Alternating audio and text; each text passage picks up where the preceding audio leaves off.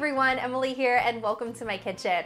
We're getting ready for a huge cold snap here, and one of my favorite cold weather things to make is soup.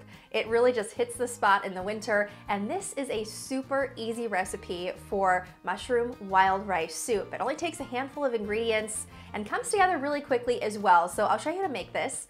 Let's get started. We're gonna start by chopping up most of our vegetables so they can get started cooking on the stove.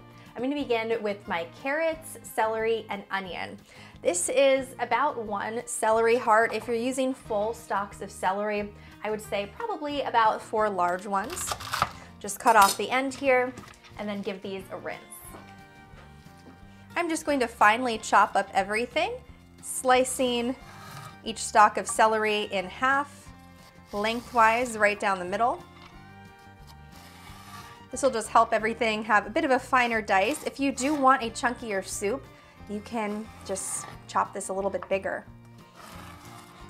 And these little ends, perfectly fine. They actually add a lot of flavor to the soup.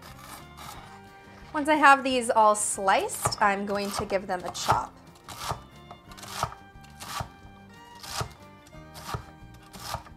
And of course, this is what I get for shopping right out of a snowstorm. All they had left were baby carrots. It'll be just fine, carrots are carrots, but you're gonna want to have about a ½ cup or so of finely chopped carrots. So I'll do the same thing. If you had full-size carrots, this would be kind of a quicker process, but it is what it is, and these will work just fine.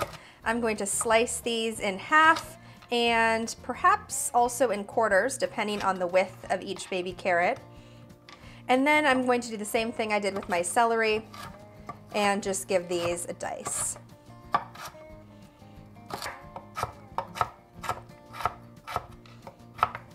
And then finally, I'm gonna work on my onion. I'm going to use half to a quarter of a yellow onion. It just depends on the size. For this one, I think I'll do a full half. To chop my onion, I cut it in half right across the root, and I'm going to make cuts toward the root, and then cuts once again toward the root across the top of the onion.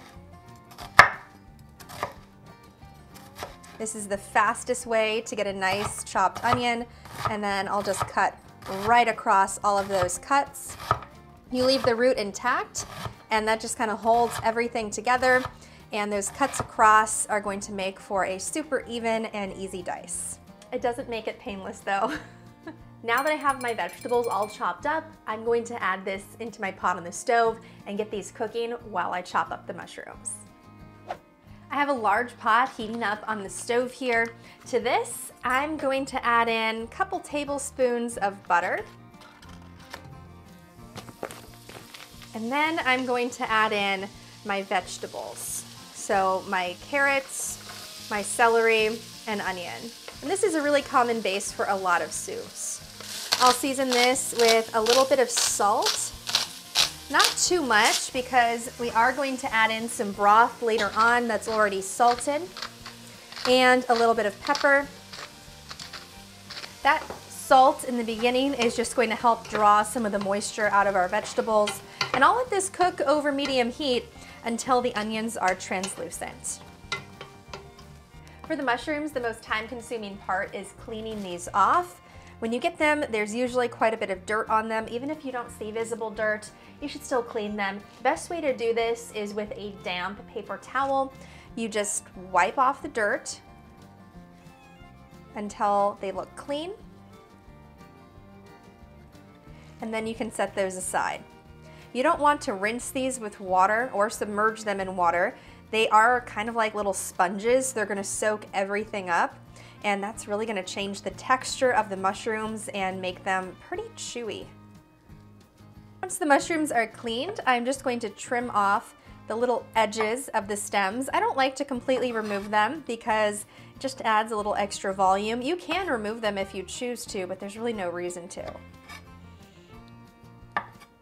And then I'm just going to give these a slice across and a rough chop from there. And you'll just repeat this with the rest of your mushrooms, and this will be ready to toss into the pot on the stove. The onions have started to become translucent, so now I'm gonna add in my chopped mushrooms. These will go just directly in. And I'll cook these down until they really reduce in size, get all that extra moisture out of there, and soften these up quite a bit. At this point, I'll also add in some additional seasonings. I'm using this seasoning blend here. I'll just throw in a couple teaspoons of this. This is a blend of thyme, marjoram, rosemary, basil, sage, and lavender. You can throw in any combination of those spices that you like. Give this a stir.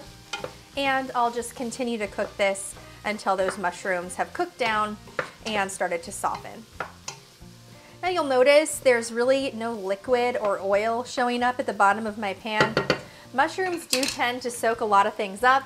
That is why we didn't rinse them in water when we washed them. So if you're noticing that, you can add in some additional butter, and you'll be adding in additional butter later on anyway, so that we can make our roux and thicken this up.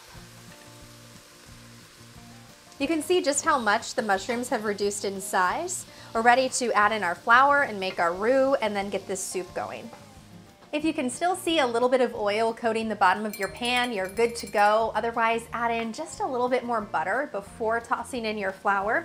I'm going to add in a few tablespoons here of just plain white flour. Depends on how thick you want your soup to be. I would say 2 to 3 is probably a good amount. Then I'll stir this in to my vegetables and butter. This is going to definitely coat the vegetables, but that's okay. It's going to come off of them once we add in our broth. And we'll just let this cook for a little bit so that we don't have any raw flour in this mixture. All right, the flour has had some time to kind of cook, and we're ready to add in our broth. I'm going to be adding in a large container of vegetable broth. You can use chicken broth if you prefer. This is 48 ounces. As I add that, I'm just going to give it a stir. You can see how the soup is becoming a little bit cloudy. That's all that flour coming off of the vegetables, and that's going to cook right into everything. I'll turn the heat up here so it starts to come to a boil, and add in about a cup, maybe 2/3 of a cup of wild rice. Once this comes to a boil, I'm going to cover it halfway so that we don't lose too much moisture, and let this continue to cook until the wild rice is completely cooked. This is going to take about 30 minutes. Once that rice is tender, we're ready to move on to the next step. My soup has been cooking for the last 30 minutes, and you can see that it's really thickened up, and my wild rice has completely cooked as well. So now it's time to add in our last few additions. I'll add in about 1/4 to 1/3 cup of half and half or heavy cream. Give that a stir. And I'll let this simmer with about 2 cups of chopped kale. This is optional. If you don't like kale, you can sub in another leafy green like spinach, or you can just leave it out altogether. Now that my kale is cooked down, this is ready to serve up. This smells fantastic, and the soup has thickened up so nicely. This is gonna be perfect for our cold weather. Now it's time to give it a taste and see how it turned out.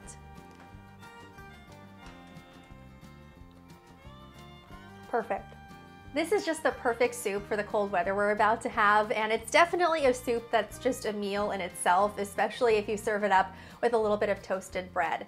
This is going to be perfect for the next several days of cold that we're going to be dealing with. I hope you try it, and I hope you like it. Thanks so much for watching. I hope you liked this video, and if you did, don't forget to hit subscribe and the bell icon so you can get notified every single time I post. As always, you can find the full recipe to this in the description box down below. If you try this recipe out, let me know how you like it in the comments section, or leave a suggestion for the next recipe that I should try. Hope to see you back here next time.